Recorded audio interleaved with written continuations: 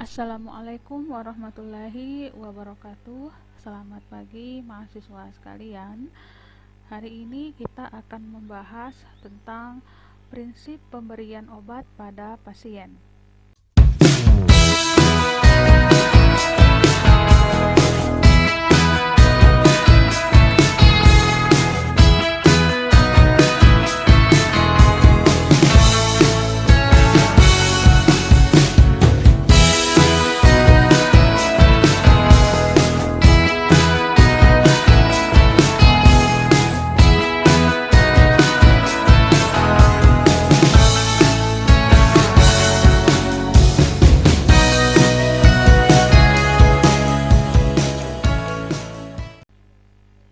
Apa saja yang akan kita pelajari pada topik ini?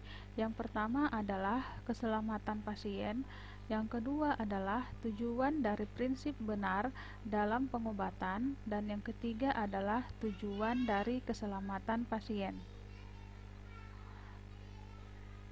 Kita mulai dengan keselamatan pasien ya.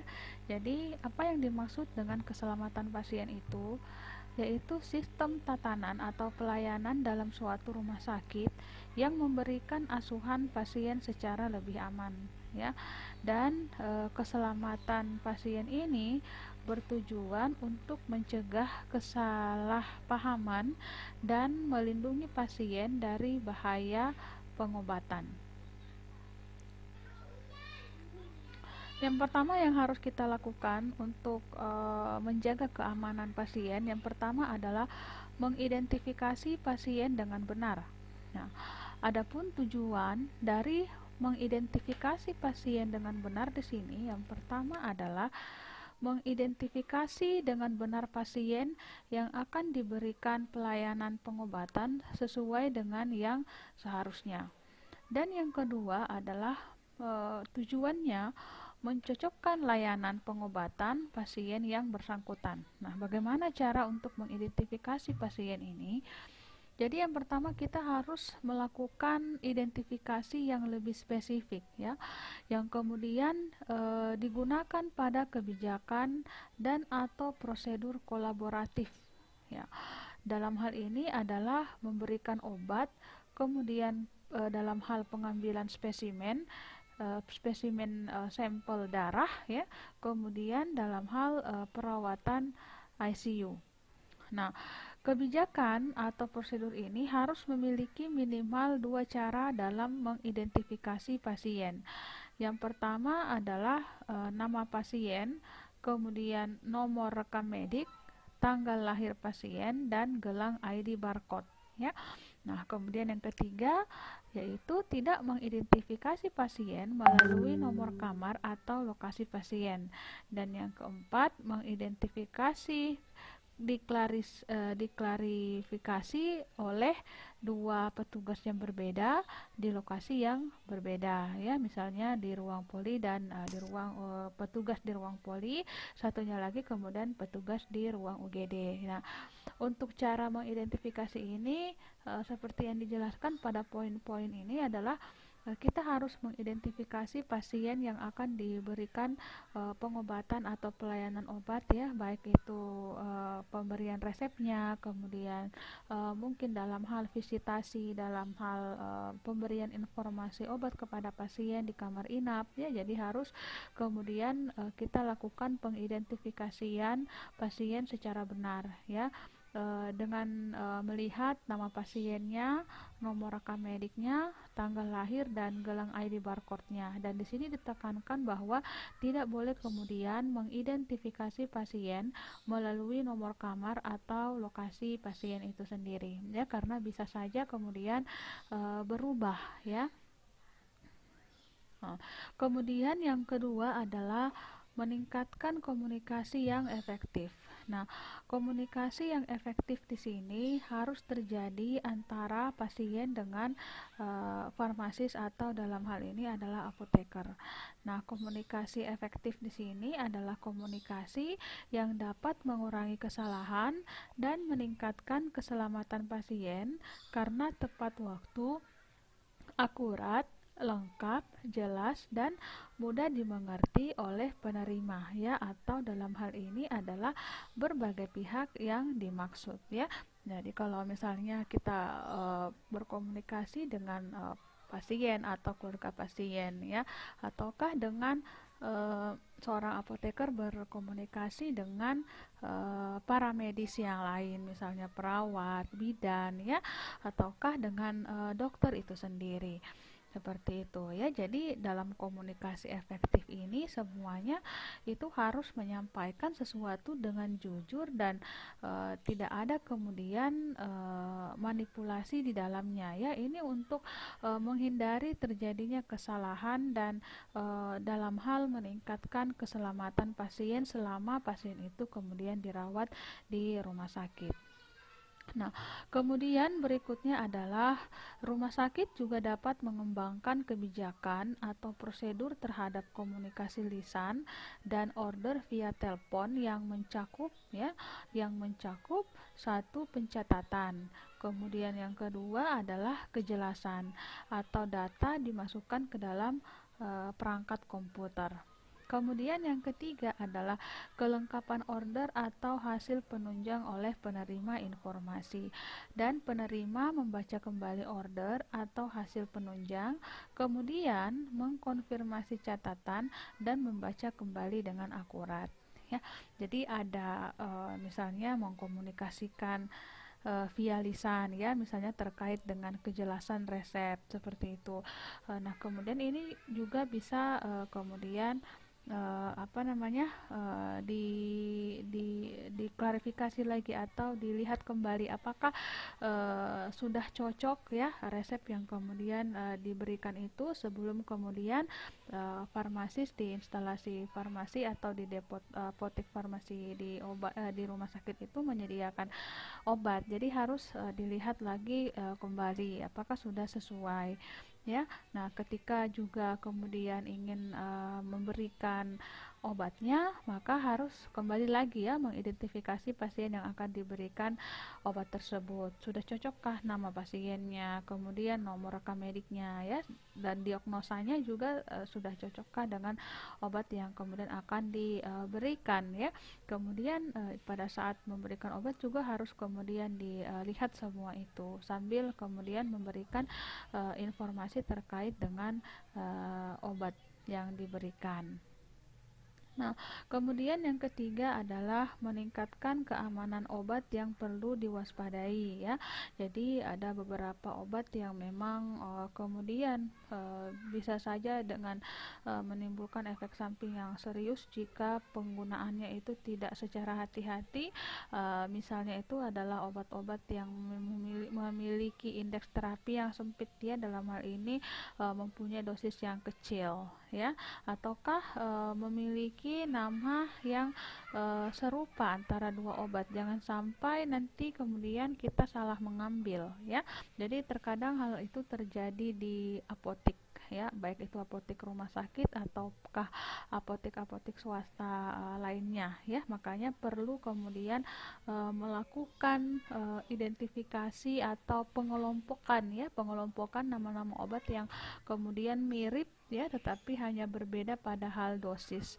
Nah, obat-obat yang perlu diwaspadai di sini adalah obat-obat yang memiliki presentasi tertinggi dalam hal kesalahan ya, dan kejadian sentinel atau kejadian yang tidak diharapkan.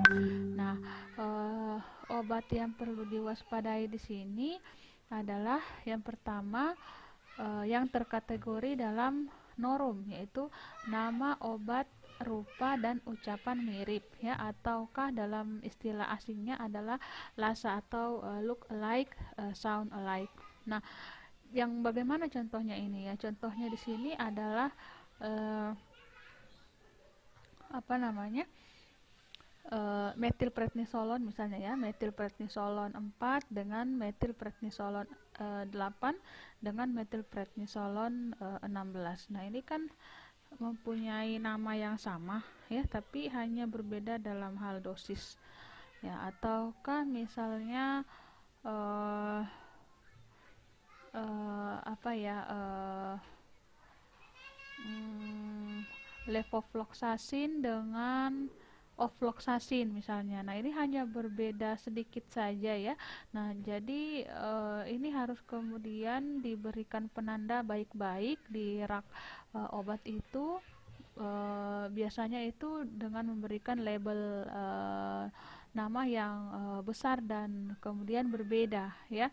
Jadi tidak boleh juga kemudian ditempatkan dalam tempat yang berdekatan seperti itu, nanti takutnya salah ambil obat seperti itu ya. Nah, ini adalah termasuk dalam kejadian yang tidak diharapkan pada saat pelayanan obat di rumah sakit. Nah, cara yang paling efektif untuk mengurangi dan mengeliminasi terjadinya kejadian tersebut adalah mengembangkan suatu proses pengelolaan obat-obatan yang perlu diwaspadai, termasuk memindahkan elektrolit konsentrat dari unit pelayanan pasien ke farmasi ya.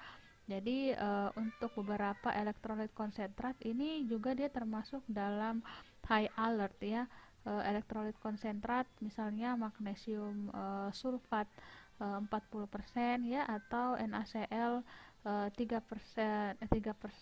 Nah, itu semua adalah elektrolit konsentrat ya. Jadi harus dipindahkan dari unit pelayanan pasien ke apotek di rumah sakit ya. Jadi nanti kalau pas mau dipakai baru kemudian diambil, jadi tidak disimpan di dalam ruang pelayanan pasien.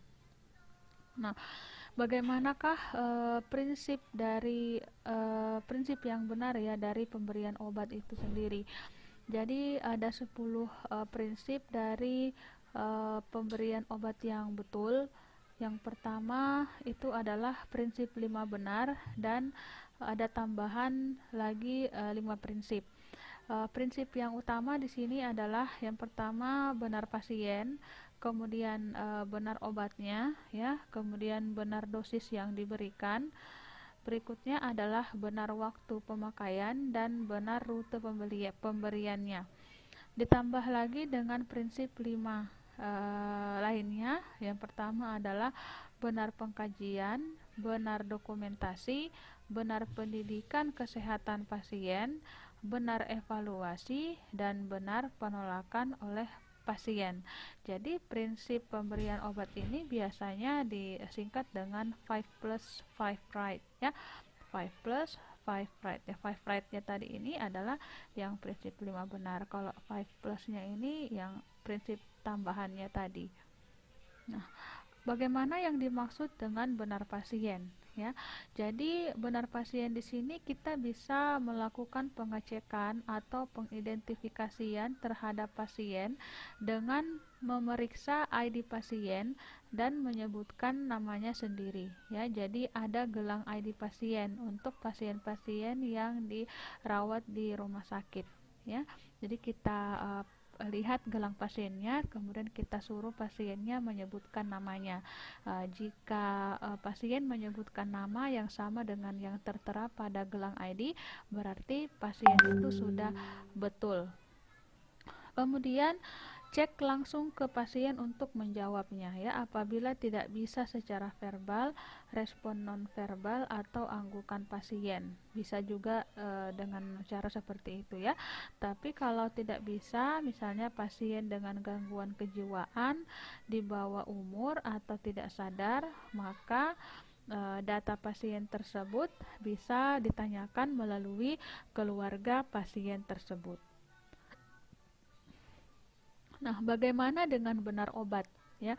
Jadi dalam farmasi itu dikenal dengan nama dagang ya, obat dengan nama dagang dan obat dengan nama generik. Nah, perbedaannya apa? Nah, kalau obat dengan generik itu adalah obat yang dengan nama kandungan zat aktif obat itu sendiri ya. Jadi misalnya paracetamol ya, asam mefenamat. Sedangkan untuk nama dagang adalah nama yang diberikan oleh industri farmasi ya, yang kemudian yang akan membedakannya dengan nama-nama dari industri yang lain, tapi memiliki kandungan atau senyawa aktif yang kemudian apa namanya, yang bisa saja sama dengan industri yang lain ya, misalnya antara Pamol ya, nama dagang Pamol dengan Sanmol, yang itu sama-sama isinya adalah paracetamol. Nah, apabila ada nama dagang yang baru atau tidak diketahui, maka kita harus menanyakan kepada apoteker tentang nama generiknya atau kandungannya ya. Jadi kalau teman-teman di keperawatan ini jika apa namanya tidak mengetahui ya, ini nama dagangnya belum mengetahui nama dagangnya ini apa sih isinya gitu, maka silahkan bertanya kepada farmasis atau apoteker di apotik mengenai nama generiknya atau zat aktif dari obat itu sendiri. Nah, kemudian sebelum memberikan obat ke pasien, label obat harus dibaca 3 kali ya. Jadi label obatnya kita baca yang pertama pada saat melihat botol atau kemasan obat. Ya, kita baca ya apakah sudah betul paracetamol, ya kita cross check sudah betul. Kemudian yang kedua adalah sebelum menuang atau mengisap obatnya. Ketika kita buka, nah kita lihat lagi apakah sudah betul paracetamol. Ya, sudah betul. Kemudian yang ketiga adalah pada saat mengisap obat itu sendiri ya, setelah menuang atau mengisap obat. Jadi setelah diisap kita lihat lagi, oh iya sudah betul paracetamol ya. Jadi kita harus betul-betul melihat atau memastikan obat ini sudah betul kemudian kita berikan kepada pasien. Nah, apa yang dilakukan jika label itu tidak terbaca? Maka isi tidak boleh obat itu tidak boleh diminum dan harus dikembalikan ke bagian kefarmasian ya. Jadi kalau tidak terbaca ini apa sih gitu, sambil ditanyakan ini isinya apa gitu kan, kita bisa mengeceknya dengan melihat melihat label yang sama dengan stok yang ada di dalam apotik seperti itu. Jadi tidak boleh diberikan dulu kepada pasien hingga kemudian kita ya, hingga kemudian itu sudah pasti ya bahwa obat itu adalah obat yang kemudian diberikan pasien dengan menanyakan ke bagian kefarmasian. Kemudian perhatian pada nama obat yang hampir sama pengucapannya ya. Jadi untuk obat-obat yang hampir sama pengucapannya yang seperti tadi levofloxacin dengan ofloxacin misalnya ya. Nah, itu harus betul-betul kemudian dilihat kembali, di cross check kembali apakah sudah betul antara yang kemudian yang diresepkan oleh dokter dengan yang diberikan oleh bagian kefarmasian. Kita cek kembali namanya ya. Jika salah berarti kita harus mengklarifikasi lagi ke bagian kefarmasiannya dan jangan langsung diberikan kepada pasien. Tapi jika sudah pas berarti sudah bisa kemudian kita berikan kepada pasien. Kemudian yang ketiga adalah benar dosis ya. Jadi sebelum memberikan obat maka kita harus selalu memeriksa dosisnya. Nah, jika terjadi keraguan, maka harus kemudian dikonsultasikan dengan dokter yang menulis resep tersebut ya, atau dikonsultasikan dengan apoteker ya. Nah, apabila sudah sesuai, maka kemudian bisa diberikan kepada pasien seperti itu. Nah, jadi kalau ragu-ragu ya jangan kemudian langsung memberikan ya, tapi harus dikonfirmasi kembali ya. Nah, contohnya di sini adalah amlodipin tablet. Ada amlodipin dengan dosis 5 mg dan 10 mg. Nah, jadi pada saat sebelum memberikan obat itu kepada pasien, maka harus dicek kembali ya dari resep yang dituliskan oleh dokter. Seperti itu. Jadi dilihat yang sudah diberikan oleh apoteker dengan resep yang telah dituliskan oleh dokter. Nah, kemudian pada ampul obat kalau resepnya itu berupa injeksi dalam bentuk ampul ya, maka hati-hati karena ada yang isinya ya bentuk ukuran sama dengan miligram dan mililiter ya. Jadi harus dilihat kembali perbedaan dosisnya dalam bentuk miligram dan berapa mili. Nah, ini harus kemudian dicek kembali ya, dicek kembali di resep apakah sudah sesuai atau tidak ya, karena ada juga obat yang misalnya itu 4 mg dalam 2 ml, dan ada juga 4 mg dalam 1 ml tapi dengan obat yang sama ya. Jadi ampul obat A mengandung 4 mg per 2 ml, dan juga ampul A mengandung dosis 4 mg dalam 1 ml. Nah, itu sama ya, jenis obatnya sama tetapi volume ampulnya itu berbeda tetapi dosisnya sama. Nah, ini harus kemudian kita lakukan cross check kembali, apalagi pada saat mau memberikan obat itu ya kepada pasien. Nah, kemudian untuk yang keempat adalah benar rute obat. Nah, obat yang diresepkan kepada pasien ya itu akan digunakan melalui beberapa rute ya.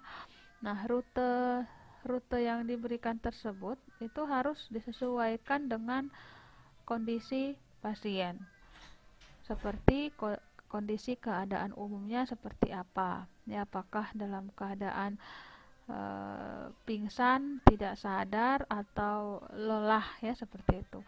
Kemudian keadaan atau kondisi kecepatan respon yang diinginkan. Juga kita lihat sifat kimiawi dari obat dan sifat fisika dari obat tersebut, juga pada tempat kerja yang diinginkan. Nah, pemberian obat itu sesuai dengan rute ya, per oral kah ya, atau diberikan secara parenteral, ataukah hanya diberikan secara topikal, ataukah melalui rektal, ataukah melalui inhalasi ya. Jadi hal ini kemudian kita bisa cross check kembali ya. Nah, dari resep dokter, apakah yang diberikan ini sudah sesuai dengan kondisi umum pada kondisi-kondisi yang ada pada pasien, sehingga bisa memberikan obat dengan cara rute pemberian yang tepat. Nah, kemudian rute per oral. Ya, rute per oral ini yang dimaksud adalah meminum obat melalui oral ya, melalui mulut. Nah, rute per oral ini merupakan rute yang paling banyak dipakai dan diterapkan. Nah, dalam rute oral ini, maka obat itu akan diabsorpsi oleh rongga mulut ya, diberikan melalui mulut ya. Kalau yang diabsorpsi oleh di daerah mulut itu seperti pada pemberian tablet sublingual ataukah pemberian tablet bukal. Tetapi kalau hanya melewati mulut saja seperti pemberian sirup atau tablet biasa, maka ini akan diabsorpsi di dalam lambung ataukah di dalam usus ya. Nah, beberapa jenis obat pencetus muntah dan mual serta iritasi lambung ini, sediaan obatnya biasanya akan dibuat dalam sediaan kapsul ya, tapi kapsul ini tidak boleh dibuka ya, ataukah juga disalut ya, ataukah disalut sehingga bisa kemudian digunakan ya. Nah, setelah meminum obat, minimal kita harus menunggu 1-2 jam untuk minum susu atau meminum antasida tablet. Nah, di sini terjadi proses interaksi ya. Jadi obat itu tidak boleh diminum dengan susu ya, tidak boleh bersamaan dengan susu. Nanti kita tunggu sekitar 1 jam atau 2 jam baru kita minum bersama dengan susu. Baru kita minum susu ya. Jadi obat dulu, setelah itu 1 jam atau 2 jam kemudian baru boleh minum susu ya. Begitu juga dengan antasida tablet. Nah, antasida tablet ini merupakan obat penurun yang digunakan untuk obat MAH ya, untuk menetralkan asam lambung yang berlebihan. Tetapi karena kandungan antasida ini dia mengandung ion-ion yang bisa kemudian bentuk kompleks dengan beberapa macam obat, yang kemudian jika senyawa kompleks itu terbentuk, maka absorpsi dari obat-obatan tersebut tidak akan terjadi atau tidak maksimal ya, sehingga menyebabkan efektivitas dari obat yang diminum bersama dengan antasida itu menjadi tidak efektif seperti itu ya. Jadi hindarilah mengkonsumsi antasida bersama dengan obat yang lain. Kalau memang harus dikonsumsi maka harus diberikan jeda sekitar 1 jam atau 2 jam. Bagaimana dengan rute parenteral? Nah, rute parenteral ini dimaksudkan pemberian obat yang dilakukan di luar usus atau tidak melalui saluran cerna ya, di mana pemberian rute parenteral ini diberikan secara intrakutan ya, subkutan, intramuskular dan intravena. Masih banyak yang lainnya ya, tapi ini yang umum dilakukan. Nah, pemberian pengobatan melalui parenteral pada anak-anak harus diperhatikan karena ada rasa takut ya, yang kemudian perlu pendekatan yang lebih ya. Jadi kalau untuk anak-anak memang kendalanya itu adalah banyak yang kekhawatiran rasa takut disuntik sehingga harus melakukan berbagai macam tips pendekatan sehingga anak ini kemudian mau untuk disuntik. Nah, bagaimana dengan rute parenteral, rute topikal ya? Jadi rute topikal ini tidak melulu adalah melalui kulit ya, tetapi melalui kulit dan membran mukosa. Nah, membran mukosa ini ya bisa tetes mata ya, membran di mata, kemudian di hidung, di telinga dan lain sebagainya. Nah, adapun macam-macam obat yang diberikan secara topikal, yang pertama adalah dalam bentuk salep ya, bisa dalam bentuk lotion, kemudian krim, spray, tetes mata, tetes telinga dan tetes hidung. Nah, kemudian untuk rute pemberian rektal. Untuk rute pemberian rektal, obat-obatan sediaan obat yang diberikan secara rute pemberian rektal itu berupa enema dan suppositoria. Nah, enema ini kayak Microlax ya contohnya. Bagi siapa saja yang pernah membeli Microlax di apotik, itu adalah bentuk enema ya, bentuk cair yang dimasukkan melalui dubur atau rektal. Nah, bisa juga berbentuk suppositoria yang biasa orang bilang itu adalah yang bentuk peluru, ya itu adalah suppositoria.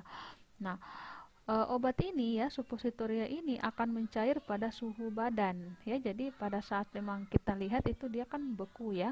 Tapi kalau kita masukkan ke dalam rektal itu otomatis dia nanti akan mencair. Nah, perlahan-lahan nanti setelah mencair obat itu akan masuk ya, akan masuk dan kemudian akan bereaksi. Nah, tujuan memperoleh efek lokal terhadap suatu pemberian obat itu adalah pada saat kejadian konstipasi ya, misalnya pemberian Dulcolax suppositoria ataukah kondisi hemoroid atau wasir ya, pemberian obat ini adalah anusol misalnya ya, ataukah kondisi kejang anak yang biasanya kita berikan stesolid ya, isinya itu adalah diazepam yang biasanya diberikan untuk kondisi kejang ya, paling sering itu untuk kejang demam pada anak yang step ya, itu pasti langsung diberikan stesolid.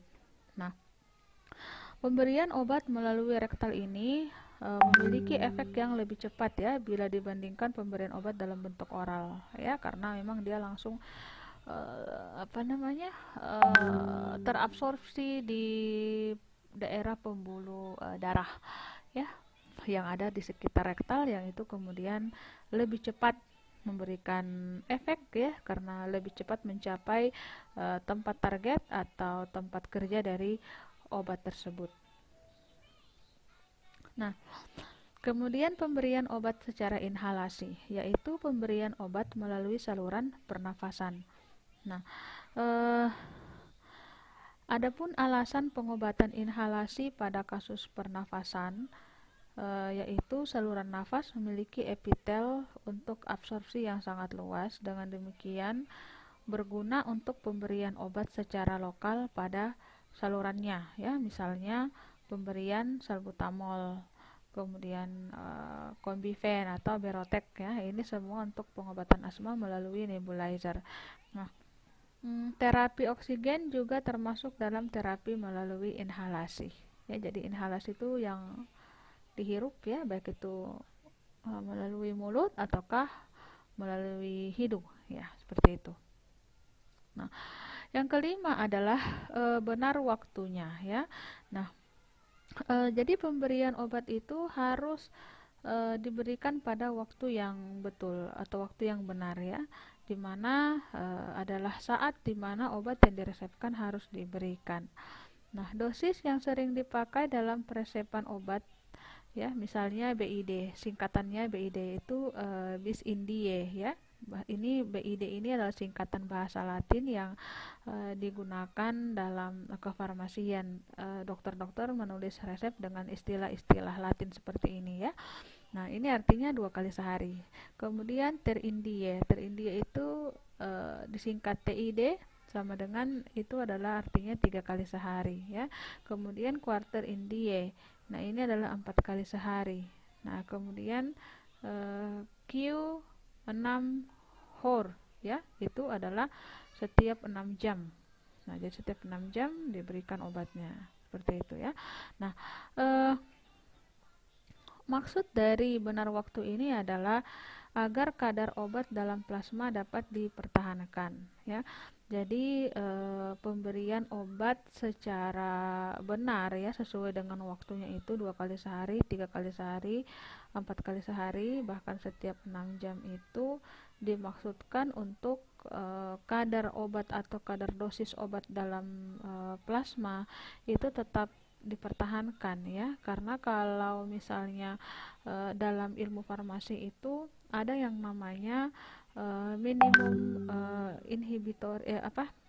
minimum effective concentration dan minimum toxicity concentration. Nah, obat yang berefek itu harus melewati yang namanya minimum effective concentration. Nah, di antara minimum effect concentration dan minimum toxic concentration inilah obat itu memberikan efek ya. Jadi obat itu kan secara ilmu farmakokinetika dalam ilmu farmasi itu kan harus melewati beberapa proses ya, mulai dari proses absorpsi ya, kemudian proses distribusi, proses metabolisme, dan proses ekskresi. Nah, ketika obat itu kemudian habis waktu plasmanya, waktu paruhnya sudah sampai ya, maka obat ini kemudian harus diekskresikan. Nah, pada saat jam dia harus diekskresikan, misalnya obat yang diminum 2 kali sehari ya, berarti sudah sampai waktu 12, berarti setiap 12 jam ini obatnya harus diminum. Nah, kalau misalnya sudah sekitar jam 11, ini berarti obatnya sudah siap untuk diekskresikan ya. Berarti kan kalau diekskresikan artinya kadar obat dalam plasma itu sudah tidak ada lagi ya, sudah hampir habis seperti itu. Sudah hampir habis. Nah, kalau tidak diberikan lagi obatnya, maka kadar obat dalam plasma itu kemudian menjadi kosong, baru nanti ya tidak ada lagi kadar obat dalam plasma, dan sehingga obat itu tidak akan tidak ada lagi efek dari obat yang kemudian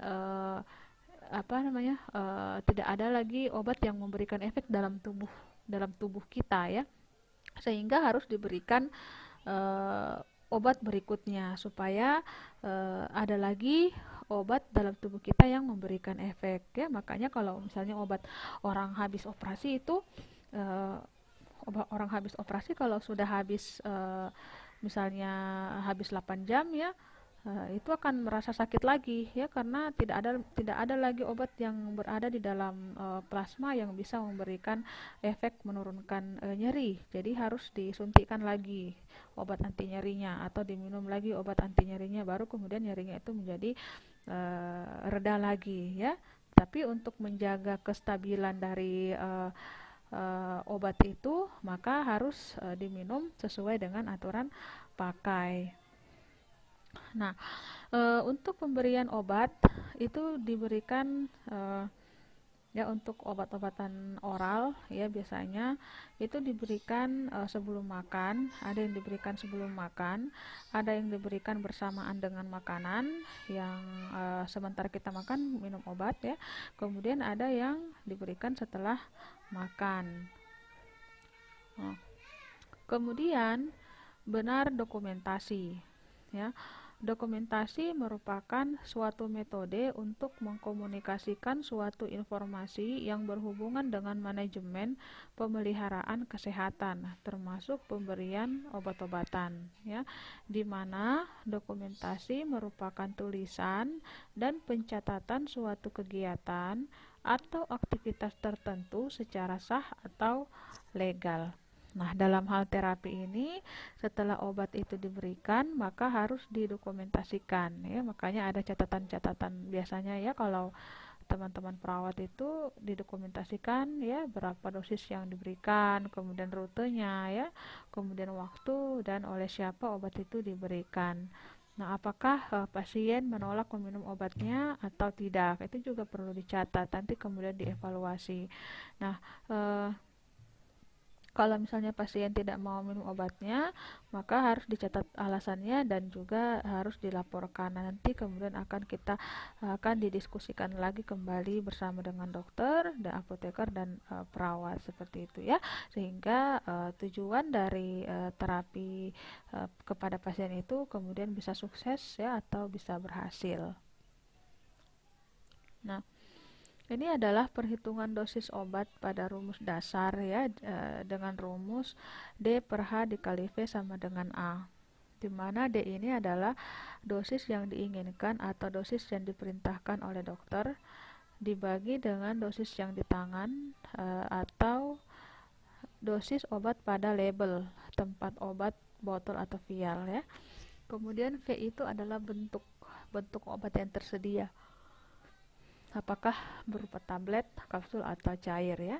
Kemudian A ini adalah jumlah hasil hitungan yang diberikan kepada pasien. Nah, misalnya diperintahkan memberikan ampicillin 0,5 gram per oral 2 kali sehari, ya.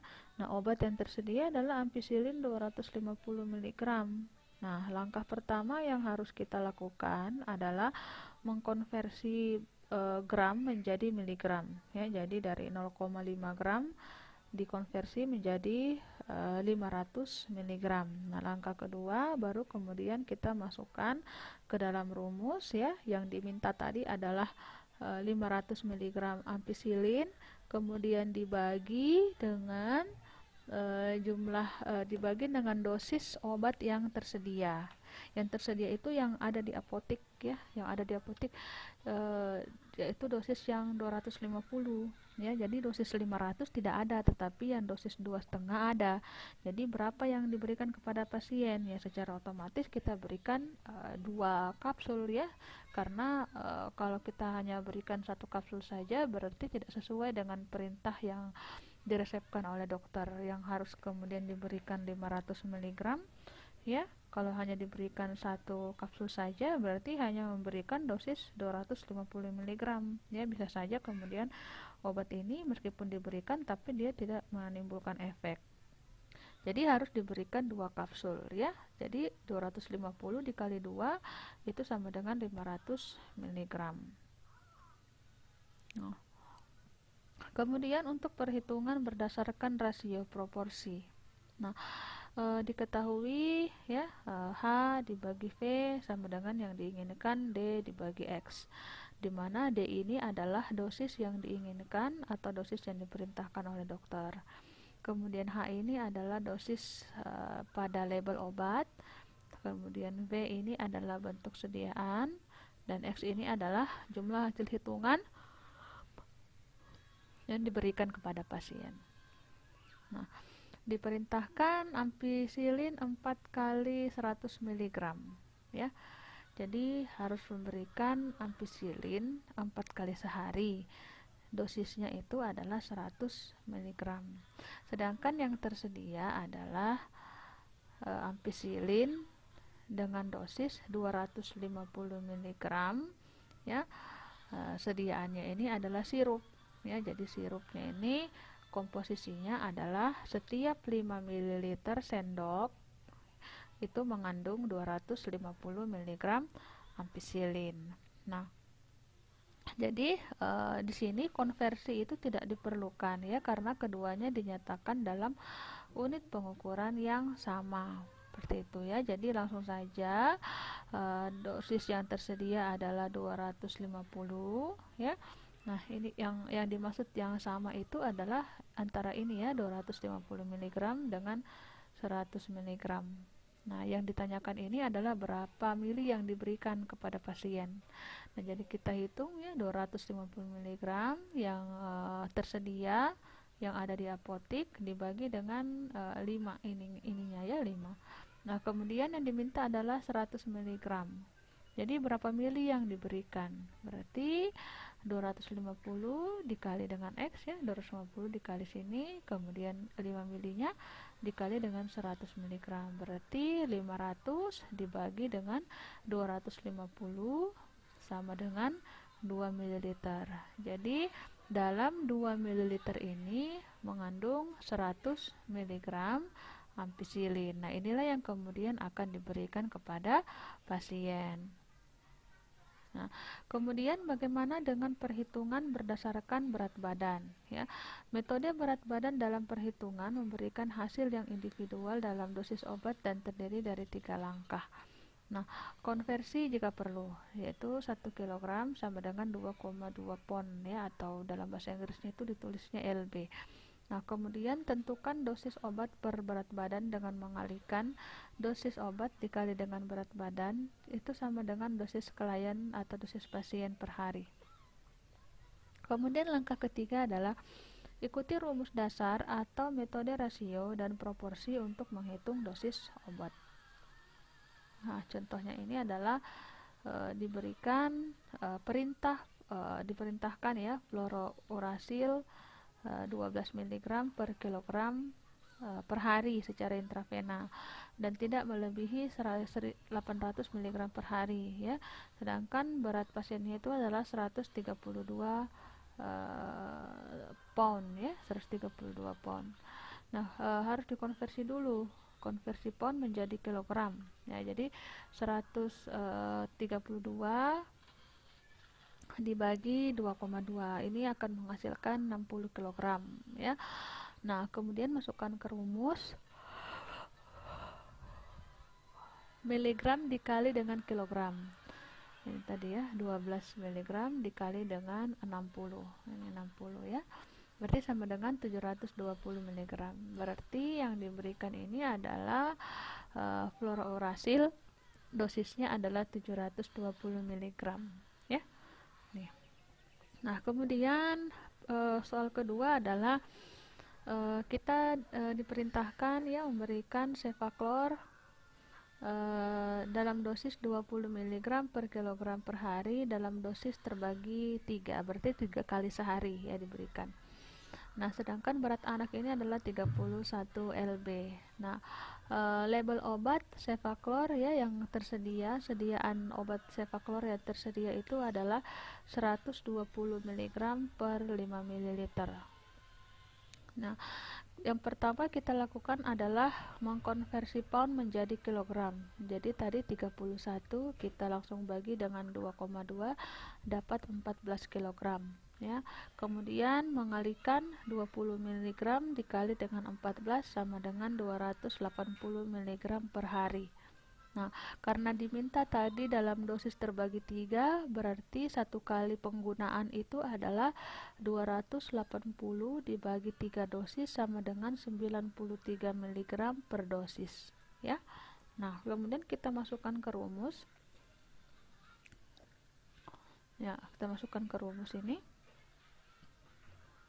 93 ya, berarti satu kali penggunaan itu 93 dikali dengan 5 ya, kemudian kita bagi 125 ya, ataukah pakai cara yang ini rasio perbandingan ya, 120 mg dibagi dengan 5 mg, kemudian yang ini 93 mg ya dikali dengan X, nanti kita dapatkan nilai X nya sama dengan 3,7 ml ya. Berarti dalam satu kali penggunaan atau pemberian obat kita berikan sebanyak 3,7 ml ya.